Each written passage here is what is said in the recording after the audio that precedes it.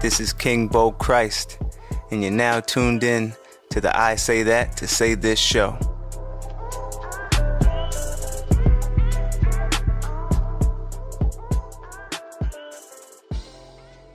Beautiful people, welcome back. Motherfucking episode 18. It feels like episode 56, but we're not going to feed too much into the numbers. I'm back from California.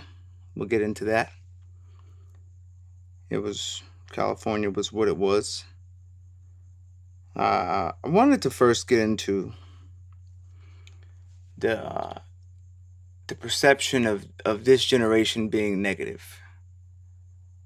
The perception of it only being young kids that are fucked up. When I don't think that's all the case. I think there's always been people like we see in the news and even even Trump's antics. It's not a new character trait. It's not a new type of person that's being developed. It's always been around, but they get too quiet. The people who make the most sense, we just keep our head down and we move forward throughout our life. And we don't always speak on things that need to be spoken on. We don't always spend time talking to people that we should, because sometimes we assume that they know, or we assume that we're all on the same page when we're not. So it's not that fucking idiots, for lack of a better term, it's more of them. They're like, no, they're just the loudest in the room, that's all. So I want to bring it to the point where the people who make the most sense and the people who are active in society and the people who are doing the right thing and contributing to just everyday making a step forward, those people. We need those people front and center. And I'm not going to spend too much time on that, but that's what I want this podcast to be. I want it to be the perfect blend of news, of culture, of everyday activities, of music. I just want it to be like to have that barbershop feel, have that family cookout feel, have that lounge atmosphere. Like, what did Jay-Z say? You gotta roll a J to this. I want you to want to roll a J. Like, you know what? I'm putting down these fucking Fontu leaves, whatever this shit is called. I want to roll a J when Bo is talking. That's the shit. That's the vision I see for this podcast. And I know together we could do it. And which leads me to my next, what I wanted to discuss. That's why I wanted to just head that off with my 2 cents. So I try not to stray. I was talking about how Donald Trump inspired me. And right there, as soon as I said that, Donald Trump inspired me, this dude told me I was a part of the KKK. I said, God damn, can I even tell my story? Can I even tell you why I say that before you just attack, before you just see blood in the water? Ask me while I'm bleeding. You know what I'm saying? Like, before you go and jump out the window and want to point the finger, hear me out. So I was walking my dog. Big shout out to Zeke. I was walking my dog and I noticed that somebody didn't pick up after their dog on like a couple blocks from where I live. So I was thinking, I bet you if I ran for mayor and I said I was going to fine or whatever, bottom line, I was going to put a stop to this shit, literally. I was going to put a stop to people letting their dog shit on your curb. I was like, I bet you I would win. I'm just thinking, And then I was like, took a couple more steps and I said, shit, if Trump could win, I damn sure could win. And then I like, when that moment when you laugh to yourself, like, I don't know if it's because I'm turning into I'm just a sicko from talking to myself in this podcast, but I really almost had like a real conversation with myself in my head. And they say, you're not crazy until you start answering yourself when you talk. But I was really like, that's some sick shit. I was really like, damn. I don't. Is it scary that Trump made me feel like that, or not empowering? I don't want to use that word. Or is it like, or should I be like, oh well, that's good.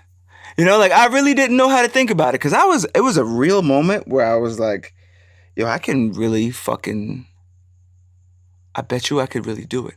And everything I put my mind to, I feel like I can do. And sometimes that's not always the best. I just wouldn't recommend that mentality. I know that sounds crazy and it almost contradicts everything I say, but I'm so much of an optimist sometimes I annoy myself. Like sometimes I don't want to feel like I could win, but it's like, it almost overpowers me. It almost feels like, don't be silly. Why wouldn't you win? Like I really feel like that in my heart of hearts. So I don't know. I was telling the story and then a guy just took it out the window. And I'm like, bro, like, see, this is why you're not winning at whatever it is that you're doing. Like, this is why you here trying to rain on my parade. Like, you just heard Trump and lost your fucking mind. And I get that that's where the conversation is. But like, it's also there because we stop hearing each other out. Like people just take whatever headline or whatever it is they see and whatever they want to believe and create a whole fucking story for you. They create he created a whole, you're in the KKK. Like you created a whole fucking lifestyle for me. Like, okay, just because I said Trump. Like, damn, it's been 17 seconds. That's weird how you can do that, but okay. But, like we need to really communicate. And the people who make sense in this world just need to have more of a voice. And it's not have more of a voice because it's there, but they need to speak up. Like people with a voice, and when you see something wrong, you need to speak up. And that even goes for the parents. Like you used to be able to, if you see your neighbor's kid being an asshole, and you be like, yo, neighbor's kid, take your dumb ass in the house. What's wrong with you out here acting crazy? Like, you used to be able to do that. Now the parent was going to come out and you and the parent are going to argue like, don't talk to my child and don't say those things. He's very sensitive. He has post-traumatic stress with involuntary schizophrenia, narcissistic rage, and all this other shit. So you can't talk to him like that because that's not... And it's like, whoa, Jesus Christ. Like, I saw him doing some shit he wasn't... My bad, I won't say anything. Like, so it has to be give and take. And I know it's hard, but I'm just throwing out fucking solutions here to what we're dealing with in the world. I'll leave you guys with that. That's it. Not for the podcast, but I'm done talking about that because I could go on, and I will. So I'm going to try not to do that. But now, with back to California. Big shout out to Enterprise in California. Kevin at the Enterprise in Burbank. I went in there for a Mustang. They gave me the drop top 4 series. Shit was fire. I was like, my man, I appreciate you. If nobody else tells you, because I don't know their own reasons, I appreciate you. Thank you. But see, things like that happen. I hear people, this person, I don't know who the fuck they were. So I hate to say people, but like I didn't talk to the person, so I don't know who the fuck they were. But I hear people like, oh, my luck. And they had a shitty experience. And I was like, right before them, like, damn, I almost feel bad. Not feel bad, but I'm like, like I shouldn't have to feel bad that I had such a great time. Like I had such a great experience at this very moment. And I'm sorry that happened to you, but like, give it another chance. So when they left out like, my luck, I left out like, my luck. God damn it, Bo, I don't know how you do it. Like, that's the type of shit that I'm on. And I don't know if it's a mentality. Like I said, I wouldn't recommend it. I wouldn't suggest it because not all things are great, which I'm leading to. But it's just my DNA. I don't know what the fuck it is. But at the same token, this is why I say I wouldn't suggest it. And I try not to always give you guys the highlights. I just give you my day as it comes. And as the shit comes to me, I tell you guys. And I really, at first I found myself like, I don't want to be like the rap niggas and just telling you the highlights of my day. But I found myself like, nah, I'm not gonna, I can't say that. And then I was like, fuck it. You know, like I really had to have a moment where I really had to say, are you gonna take this podcast and shit serious? Are you gonna take this shit serious? Are you gonna really try to go to the next level? And that's when I said, fuck it, I gotta give him everything. Because I want to treat this like music with no beat. I want to treat it like my album. And not with bullshit, not with the fairy tales. You gotta bring people, if you really want them to know the real you, you gotta bring them to the bottom of the bottoms. And then they'll understand, and they won't take it, your confidence and your arrogance and your will, they won't take that as negative. They'll be like, man, if you knew what that guy has been through, the top is so much sweeter. And that's how I feel like I can get the best connection with people. And I know sometimes, and I'm not one of those people that'll tell you my fucking life story in the grocery store. Like that's what creates like those are the fucking weirdos.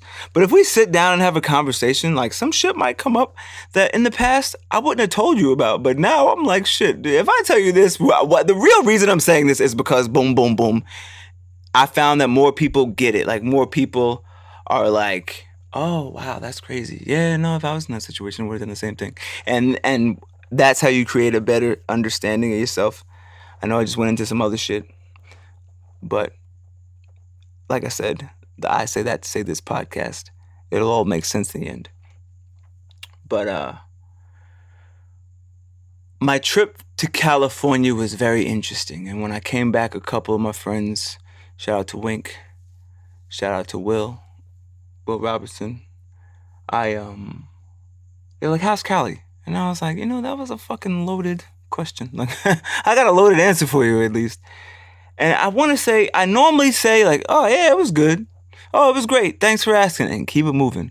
But I really was just like, if you want the truth, I don't know. Like, and I'm going to tell you, I didn't really explain it to them because I don't unload my problems on you. If you want to tune into my problems, you can. But I won't unload them on you in a text message. Like if we sit down, I'll tell you. But I don't like to spring that energy on people. But I went to California for the podcast convention. Went to Anaheim. It was okay. It was, I thought it would be more people. It was people talking, don't get me wrong, but I thought it would be like more close knit, I'll say. I'll say it that way because I don't want to sound like I said, my experience, somebody else could have had the total opposite experience. So I don't want to leave you with the impression like, yeah, I heard those things were okay.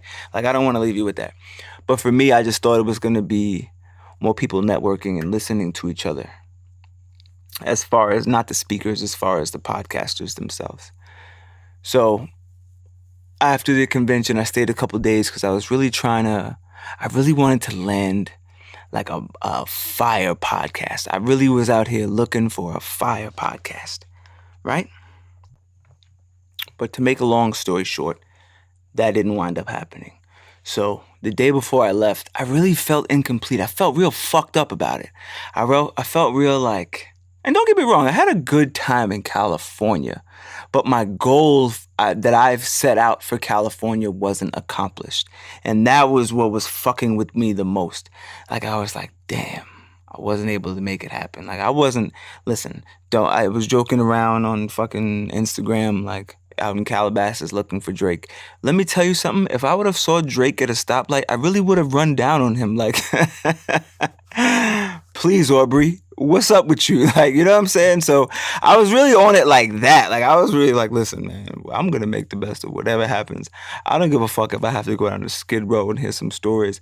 That's just how it's just going to have to be. But I didn't also at the same token, I wasn't going to force it. Like, when I say I'd run down on Drake, like, I wouldn't fucking run bang on his window like a crazed fan. Like, it'd have to be, I wasn't going to jump out the window. So, but I wanted it that bad.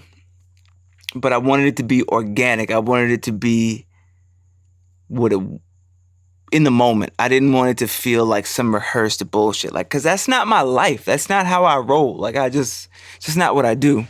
So when all that didn't happen, I was like in the fucking dumps about it. I remember being in the airport like, this was a waste of my motherfucking time. I remember being like, this is just ridiculous. But I had a good time. That's why I don't want to shit on it. But I just felt like my goal wasn't accomplished. And I was talking to my wife about it, and I was really trying to break it down to her. Like, this shit isn't it's not on a big scale. I don't give a fuck if nobody even listens to this podcast, but it means so much to me that I carry a lot of like baggage with it. Like the pressure that I put on myself with it, and for no one else. Please believe me, I don't give a fuck what anyone else thinks. That's why I do it my way. I don't mean that to be an asshole, but I'm so much into doing this my way that I know the pressure is on me. And when it didn't go through like the way I wanted it to go through, I didn't even know what I wanted to get. And I went down to the fucking the Church of Scientology. That was an interesting story in itself. I went live on Twitter. They were like, cameras, whoa, what are you talking about, bro? Cool it. And I was really like, I can't bring this in with me. Like, and it just didn't happen. Excuse me. It just didn't happen the way I wanted it to. I yelled at Wink for burping on the podcast, and I just did it. My bad. And I don't cut shit, so I'm just rolling with it. But I wasn't with the Scientology. Like I fucked around with the security guard in the front. Like I just asked him some questions and was just I was just live, like just going at it. And then that went away. And when they didn't let me in, I wasn't too upset about it because I was just like, well, I'll find something. But like that was as close as it got, but it just wasn't like I didn't record a podcast. It was just fucking around on Twitter to me. So I wouldn't look at it like, oh yeah, well, at least I had the Scientology thing. Like, no, if I would have got in there and I really had an opportunity to sit down with someone, ask them some questions, then I would have felt like, all right, mission accomplished, mission complete. And you know what else? When I was getting on the plane back, I'm going to the airport and I had my little weed vape on me.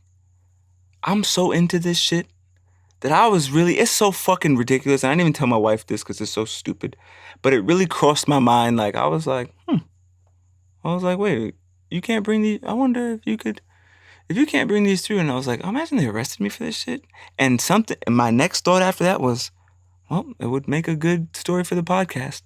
And then I really had to be like, what the fuck? Like, oh, no, that's crazy. Let's let that, hopefully that doesn't happen. But I really crossed my mind like, that'd be a good story.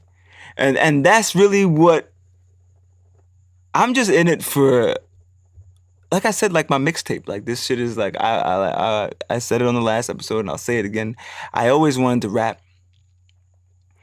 Not necessarily rap. It wasn't about rap. But rap just consumes me. But I like the story. Like I always admired poetry. Like I always admired like Langston Hughes and Maya Angelou. I always admired that. So and sometimes that was, the poetry didn't tell the story. So I just separate the story that I saw. So I just separated it. It's like a separate category, but it's all the same shit. It's all the art of the vision. Like how can you make people see your vision? And that same poetry and rap, this is my modern day vision of what I always wanted to do. So it's at first glance, at first listen, that sounds crazy. Like you would have what for the podcast? But I really feel like I live this shit. Like like I said, you take your fucking mixtape serious. I take this shit serious. I don't know what else to tell you. But anywho, with California, what I learned from that shit is not everything's gonna go perfect. But that's what's gonna separate, the people who are fucking around and the people who, I felt what it told me was how bad I wanted it. Like what that shit showed me, that I don't want to call it depression. I don't want to call it that. But that slump I was in, I knew it wasn't a fucked up slump. Like, I knew I was down when I didn't feel like drinking. Like, that's when I knew, like, oh, damn, I must really be sad about this. Because I try to look at myself outside the box a lot. So when I was like, I was like, nah, actually, I don't really feel like drinking. And then, like, a light bulb went off, like, damn, this California thing is really fucked up. Like, but, hey, listen. It showed me how bad I wanted it. It showed me, okay, so this is not one of my hobbies that I pick up, one of my fucking phases that I go through. I was like, oh, this shit is real. Okay. And then after that shit happened, I felt like I hit rock bottom. And then when they say bounce back, I felt like I felt it, like boom. I was like, all right, I'm back in my mojo. So I was saying all that to say it's okay for things not to work out. It's okay for things to not go the way you planned. Because whoever it is that you pray to, or whoever it is that you look up to, they'll tell you, and you'll see for yourself, if things would have went the way you planned it every time, you probably wouldn't be as happy as you wouldn't be in the place that you are now. And you can't look at that as a negative thing, because I look at even like relationships that I really wanted to work out. And if they worked out, I don't feel like I would be in this great place I am now. Like, I don't feel like I would have the self-awareness to know that things could always be worse. Like, I would think I had the answers. So then when shit was fucked up, I wouldn't get it. I would be like, what? What are you? Why is this not working for me? But not getting everything I wanted, I realized, like, you know what? I don't know who it is, but there's a plan. Like, I don't want to even get religious or spiritual. I don't mean it in that way. I just mean whatever it is, whoever it is, whatever this shit was meant to be is gonna be. And that, I just say, comes through life experience. So whatever you're going through, and I know that wasn't, wasn't fucking tragedy. But it felt like a tragedy to me at the time. So I'm just telling you, like, I felt like I wasted 9 days, and 9 days in how I believe in myself is like a very long time. I feel like I can get so much accomplished in 9 days. So I know there's way worse things going on in the world, like floods in Texas and people losing their homes and losing their lives and losing family members and losing everything they know. And I know that, and I'm sorry for all that. Those people, I would tell them the same thing though. You're gonna bounce back. As long as you're alive, you have a second chance and you're gonna bounce back. But moving on, I wanted to talk about, like, I don't feel like work-life, I ask that question, like, work-life balance, and I say that, work-life balance, I say it all the time. But then this weekend, I really started to think, like, I don't think it's more of a balance. I think it's like it should all be one. And balance, I think, maybe I'm looking at it all fucked up, but balance, I feel like you're it's one or the other, 50-50. But I feel like, or whatever the fuck the ratio is, but I feel like, why can't it just be one? Because if you're doing what you truly love to do and what you truly want to do, is it really balance? Like, what are you balancing? Are you with someone that understands? And I know people have kids in different situations, but that's why I say I don't think it should be a balance, so to speak. And I get why that term is in play, but it should be, can you make it one and can you make it flow? Like, if you come down, it's not really how you're gonna balance your day. Your day is gonna be your day. Are you gonna make it work? Fuck the balance. Because sometimes you play better defense than you play offense, but you still win. And so that's what I mean. Like, if you're true to what it is that you really want to do, and you have a vision and you have a plan laid out, sometimes you gotta adjust, and you gotta, I wouldn't try to say balance it, but I'd say adjust it. Like every day is gonna be different. Every situation is gonna be different. Everything that comes your way, one day what you feel on Tuesday, you might not feel on Wednesday because things changed, variables changed. So I want everyone to consider that. I want everyone to, because I was a victim of it also. Like I was not a victim of it. I don't mean like that, but I had the same thought of it also. Like, am I gonna spend time with my wife this weekend, or am I gonna go record a podcast? Am I gonna, like there's certain decisions you make, and I'm always a fan of doing both. And I realize, you know what?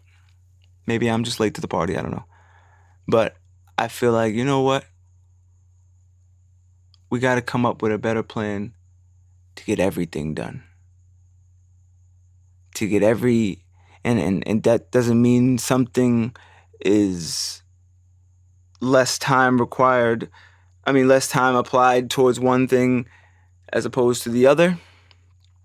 It means like, how can I do everything? Well, let me trim the fat on what's done in my day, and then let's see what we're working with. And maybe it doesn't require balance. Maybe balance is what's fucking it up. Yeah, that's why I say trim the fat, and then see what the scale is doing.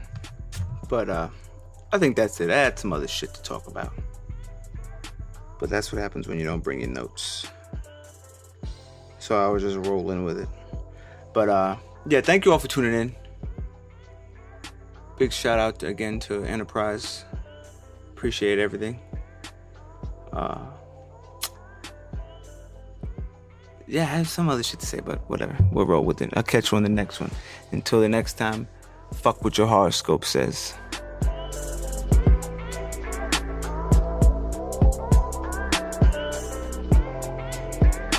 Listeners, whatever you're listening on, I need you to do me a favor. I need you to go rate this. So if you're in the iTunes store, go ahead. If you feel like I deserve 1 star, go for it. But if you enjoyed what you heard, go ahead and give that 5 stars. And if you're on anything else, like this and share it with somebody who you think needs to hear it.